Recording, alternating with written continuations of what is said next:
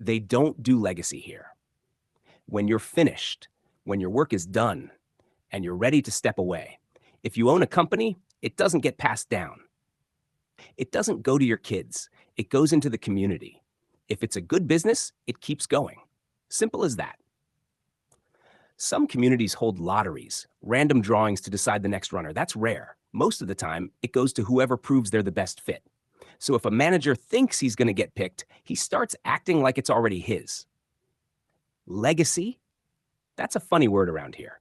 Never really heard it, not the way people in the old cities mean it. A lot of our names get reused or twisted. Hatch communities shuffle the trade name lists every few years. Keeps things fresh, keeps egos down. We all know there's a Hatch Day, and we all remember it. The day your class starts counting as adults. The day you're not somebody's project anymore. You're your own. Usually, the next batch gets things a little better than we did. Or they put their own plans in place to fix the mess we left behind. Things change, but they change for the better. We don't mix much between Hatch classes. Not a law, just not the structure. You grow up with your cohort. That's your rhythm. Same meals, same training cycles, same inside jokes that wouldn't make sense to anybody else. That's your crew. Still, I remember one kid, 2 classes under mine, tougher than most, quick on their feet, quiet but not timid. Didn't even know her first name back then. Never needed to. What I remember is a moment. One of those traveler types came through. The kind that speak with their hands and unroll maps like they're lighting fire to your boredom. Whole rec hall was buzzing. At the end of the talk, the traveler leaned forward and asked, "Who here thinks they'd want to travel to New Apple City after Hatch Day?" The room froze. People shifted, whispered, laughed. Only 2 of us stood up. Her and me. The traveler smiled. "Good," they said. "That's a trip best made in pairs." We never spoke. Didn't need to. Just a raised hand. A half smile. Then the moment passed and the year moved on. I forgot all about it, honestly. Just a line from a stranger. Just a flash.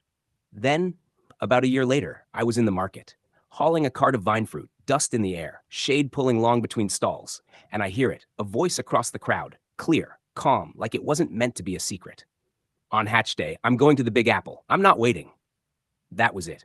Maybe she said it loud on purpose, maybe not. But I heard it, and it stuck. So I figured, okay, I'll get ready. I'll line things up. If she still wants to go, I'll offer to be the other half of that trip.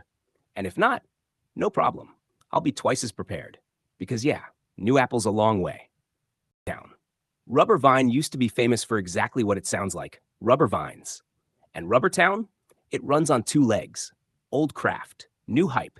On one side, you've got the original trade, rubber vine harvesting and weaving.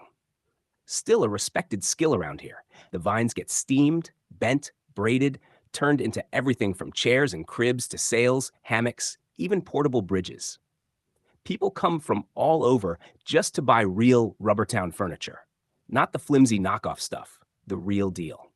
A visit here isn't just shopping, it's a kind of pilgrimage. You pick your own vine, bend the first piece yourself. Some folks even tattoo their initials into the leg of their chair before the craftsman seals it. It's tradition, it's yours. Then there's the other side of town, the part that sparkles and screams. Bottled in massive, chrome-plated facilities on the south end, DR Sport is loud, carbonated, and everywhere. The drink might be silly, but the revenue is very, very real. Every bottle sold boosts the town's profile. Tourists take the factory tour. Kids buy merch. Hatchlings, they dream of becoming the next slogan-worthy CEO. So yeah, Rubbertown bends. Rubbertown flexes.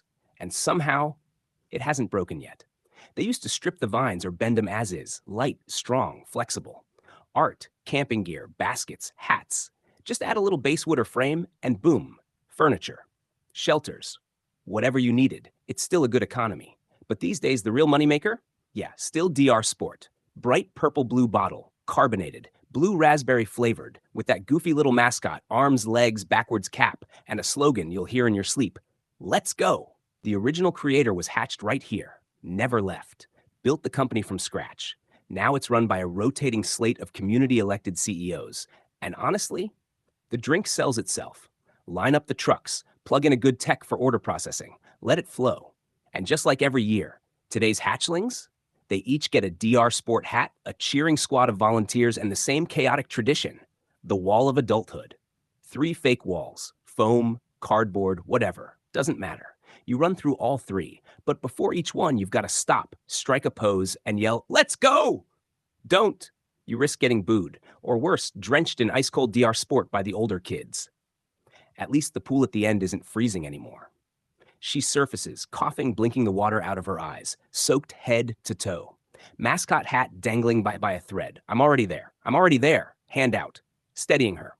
She grabs it, climbs out, shivering a bit, staring right at me. Out of breath, but still doing it, she mutters, "Let's go." I raise both hands. No judgment, I say, offering her the towel. You can cut that let's go crap out with me. She takes it, doesn't break eye contact. Thanks again. Then, like it was always going to be the next sentence, "So, you coming with me to New Apple?" I hesitate, maybe too long. "Well," she smirks, "that answers my question." Or do you just think I'm cute or something? I blink. Cute? Like baby pet cute? She squints. Oh, what? Neither one of us is anywhere near that age, I mutter, shaking my head. She laughs. Kidding. I'm still recovering. What's the name you're going by, I ask. She pulls off the soaked DR Sport hat, wrings it out with both hands. Robin. Robin.Salamander. Nice to meet you, Dot. I'm Mantis Sharkfin. I think I'm going with Robin. But are you ready now? I pause again, then give her a long, honest look. All right, listen here, Dot. Even if you don't want to run through walls at every restaurant, today's food is free. Lodging too. I've got enough supplies, but it's mostly essentials. Everything else? Anything you want? You got to be able to carry it. I nod toward the road. There's a lot of farms, trains, towns, but a whole lot of in between too. We'll have to zigzag a bit, take roundabout paths, work our way through. She nods slowly. Yeah, I know. I brought maps, environmental clippings, some route notes. Reflective, almost warm. After a little more convincing, Robin realized she did want to see her hometown before she left. Not through a bus window, not as part of a school trip, just on her own terms. Tonight, the town was packed. Grills hissed along the brick lines, flames licking high under soup kettles. Every few steps came a new scent: smoke, salt, vinegar-glazed fish, roasted tubers, hot syrup over citrus bread. Hawkers called out final servings, though no one was paying. Not tonight. Everything was free on Hatch Day. Not just the meals, essentials too. Packs, chargers, maps, first aid basics, even lodging. The entire community funded it. A system built over time, shaped by necessity. A promise paid forward. You don't start life in debt. You choose how to leave it. Robin walked beside Mantis, both of them with skewers in one hand, wrapped cider cups in the other. They weren't talking much, not out of awkwardness, just absorption. You only hatch once. Even if you don't feel different yet, you know you're supposed to. Around them, other hatchlings wandered, some freshly dried from their wall run, hats still crooked, clothes still damp. Others were already planning their route out of town. Some walked alone, some in pairs. Most quiet. There were no parents in the crowd, no mentors, no old hands clapping shoulders. That part of life ended at the wall. You broke through foam and color and tradition. And now, you were it. Vendors didn't upsell. There were no shouted deals, no scarcity tactics. The rules were simple. Take what you need, use what you take, carry what you choose. Mantis picked up a tangle-resistant coil and clipped it to the side of his pack without a word. Robin traded her oversized poncho for a better-fitted one after a vendor made a face and said, "You're not a tarp." They both laughed. Brief, honest. The laughter in town was rare now. Not gone, just quieter. Tonight wasn't a festival. It was a transition. As dusk fell, the lights shifted. Solar lanterns lining the rooftops brightened a shade warmer. Street gutters pulsed soft green to guide movement toward the sleep station. Someone on a nearby rooftop played a string box slowly, letting the reverb float down in waves. The square that had echoed with the chant of "Let's go" earlier was now nearly silent. The wall remnants were gone, foam composted, chalk swept. You wouldn't know what had happened here by looking. But everyone felt it. Inch pad station, night. The pod station was efficient. Metal and rubber, modular and clean. 4 levels of sleep pods, color-coded by wake-up time. Each pod had a lockable footlocker and a soft glow panel. A screen above the entrance showed the remaining availability for each row.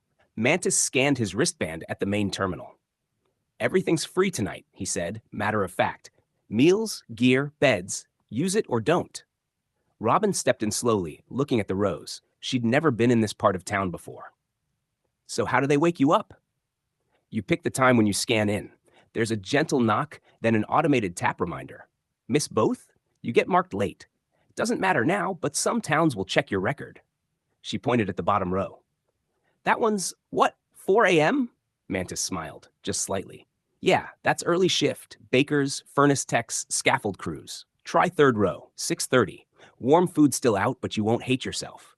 She nodded, and he tapped the screen again, selecting 2 adjacent pods, entering both their wake times.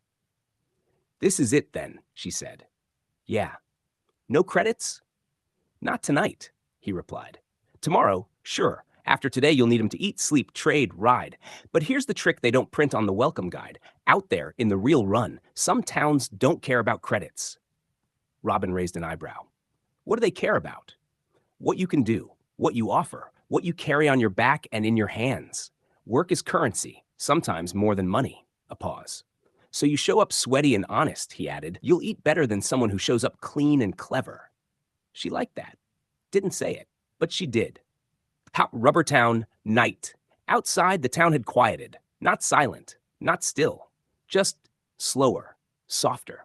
Some hatchlings were still roaming. Others had already left, stepping across the bridges or out toward the east path where the dark hills began. No one stopped them. No one waved. That's how it worked. You leave when you're ready, or when you're not, and just don't want to be left behind. Robin stood just beyond the pod entrance, watching the rooftops. Somewhere, a DR Sport delivery drone zipped overhead, glowing logo rotating slowly in the sky like a sleepy satellite. Tomorrow, she said, not quite to him, not quite to herself. We leave. Mantis zipped up his footlocker, checked the tension on his strap. Yeah. Then after a beat. But tonight, we rest.